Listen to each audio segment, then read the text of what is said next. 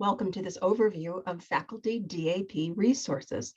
As part of watching this video, you may find it useful to download a companion handout that's at the location you see on the right.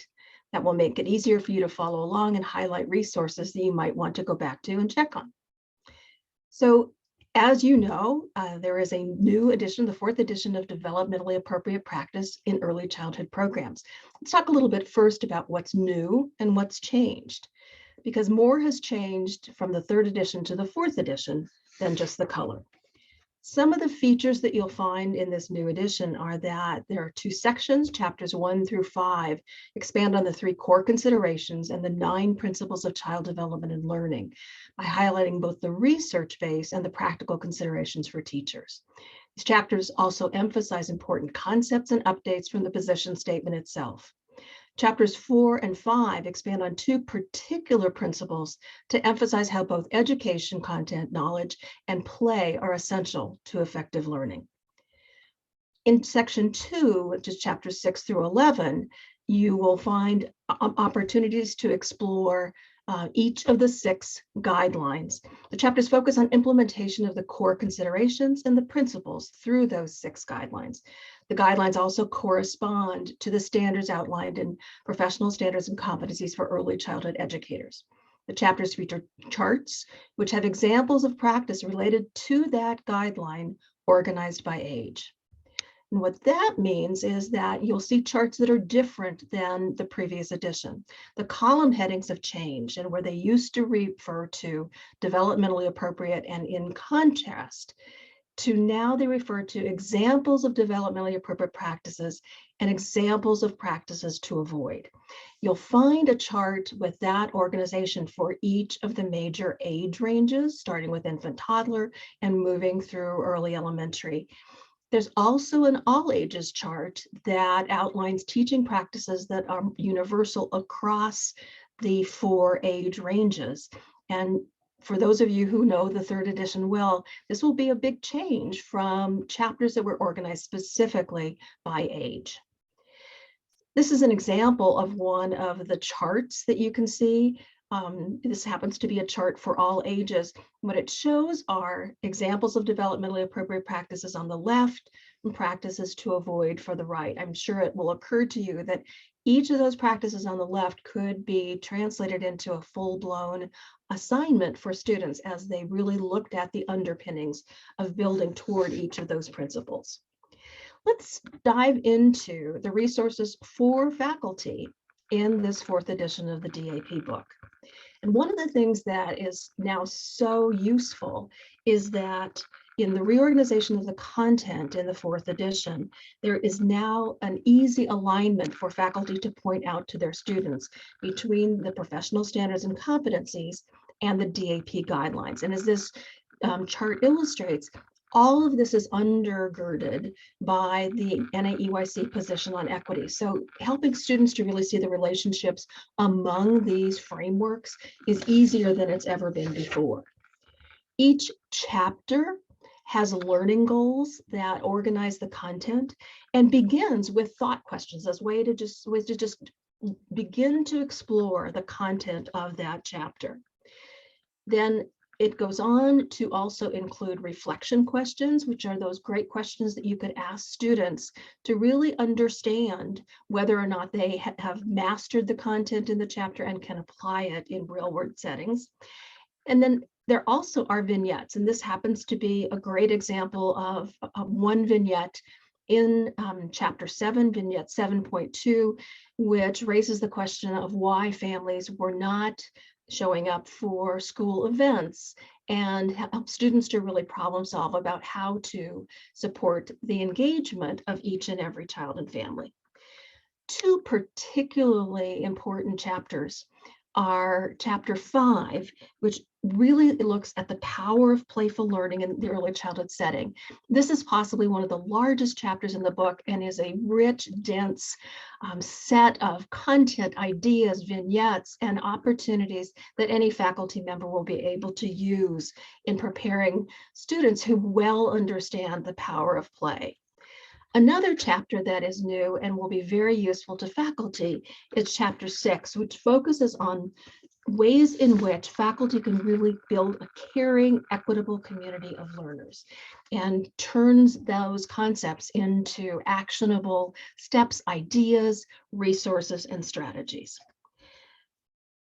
One thing that is brand new in the 4th edition is an appendix devoted to faculty.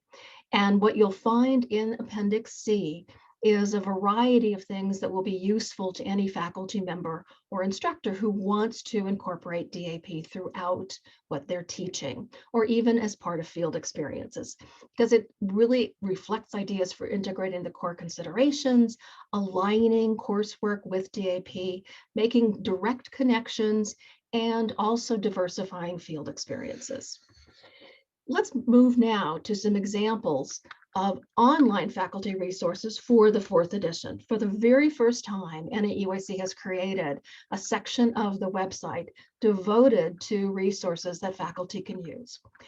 What will happen if you go to the URL on the right, and this URL is also part of your handout, you'll find a document that looks exactly like this. This is a screenshot.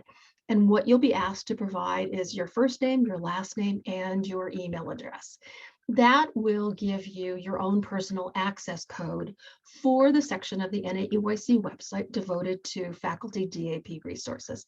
And it will look exactly like this. Thank you for filling out your information. And what you'll find at that site is Appendix C, the same as is in the actual book, a test bank of questions, and then 6 charts. And these charts are brand new. I'll tell you a little bit more about them in a minute. What each of the charts includes is content focused on one of the 6 professional standards and competencies for early childhood educators. And in each chart, you'll see essential readings, additional NAEYC readings and resources, vignettes, activities, assignments, and questions that you can use with your students. Let's unpack those components. So this is what the chart for Standard 2 looks like. It's chart 2 matches the number. Standard 2 is about family-teacher partnerships and community engagement. And the examples that I give in this next section will all be drawn from Standard 2 and relate to that content. So this is what a chart actually looks like on the website. Let me show you some of the things that you'll find if you explore the chart. First of all, there's a section that's called Essential Readings and points to the parts of the DAP book that relate to the family and community content. Then you'll also see a section on NAEYC's foundational documents. The reason that this is really helpful is for any of you who set up discussion boards with your students, you may set up a discussion board with a question about family engagement and ask your students not only to respond to the prompt, but also to link their answers to one of the foundational documents. So in this way, part of what you're doing is building both their content knowledge and also really underscoring the evidence-based practices that are part of professionalism. Also, what you'll find in chart 2 is a list of vignettes that relate to the content of Standard 2. So this is a vignette about a family teacher conference in which a teacher has prepared for the conference she thinks is going to happen. Family walks in and they have a very different idea. This is the kind of vignette that you could use with students to role play. How do you prepare for a conference to make sure that you're ready for whatever issues or ideas families bring in the door? Then there's a section specifically of additional NAEYC readings and resources. These are examples of articles, blog posts, and other materials that you could use as part of a course that is either partially or wholly focused on family and community. Then the next section is one that we hope that faculty will find really useful because it's focused on actual activities and assignments. Here's an example of one of those, and it basically uses one of the vignettes in chapter 7, but lays out all of the ways that you could set that assignment up as part of a course. Then the final component of each chart is a set of thought questions and reflection questions that you can use again as part of discussion boards, conversations among students, an opportunity to see if your students really are well prepared to address the content that you hope they've acquired during a course. Now, where this leads us is into the land of what we're hoping the future will look like as faculty members have access to resources related to DAP that they can incorporate not only in a course, but in their program.